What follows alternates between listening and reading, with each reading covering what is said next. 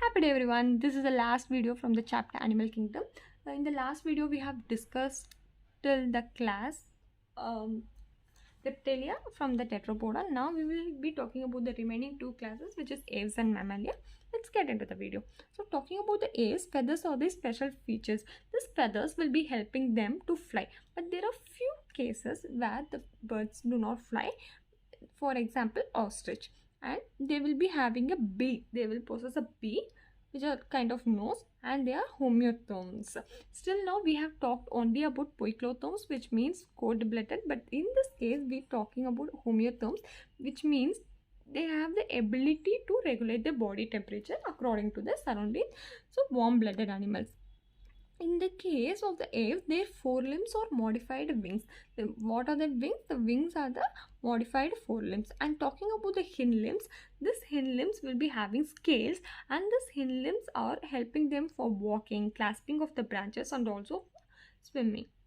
And talking about the body, and they do not have they will be having a dry body only, but only they have a special gland, which is a oil gland, that also will be present in the tail base. So the skin is dry, but they have a oil gland at the base of the tail, and the body is endoskeleton and made up of bone, and there are like their body is made up of endoskeleton and they're made up of bone. In this there will be a long bone. In case of long bone, there will be a hollow, they will be hollow, and also with air cavities, which help them to fly more, because if they are not hollow with and they are not having the air cavity, the bone will become bulky and it will be harder to fly. So in case of long bones, we have hollow with air cavities.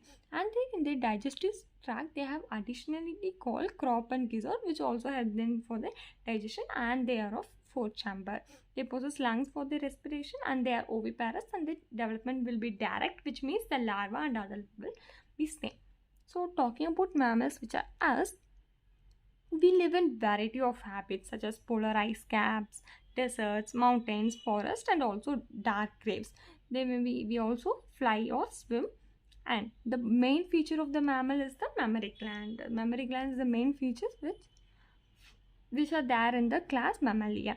And other feature is their skin possesses hair. As we all know, for humans also we have the hair in our skin. So this is another main feature of Mammalia. They possess hair in their skin, and they have an external ear. We talked about the tymphanum, which means there is no external ear, and their tymphanum is replacing it. But in case of Mammalia, we possess the external ear, and which is also called as pinnae.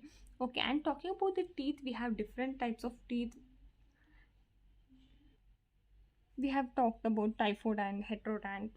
So they have different types of teeth, and they are four chambered, and they are also homeotherms, which means they can regulate their body temperature according to their surrounding, and they have lungs for their respiration. They are viviparous, and there are some exception in this case, and their development will be direct, and the oviparous one will be platypus. They are generally viviparous. There are some exception like oviparous. For the example for that will be platypus. So within the we are completing the chapter Animal Kingdom. I have covered all the points given in the NCERT for all the phylums. If you have any doubts, please let me know in the comment section. Bye bye.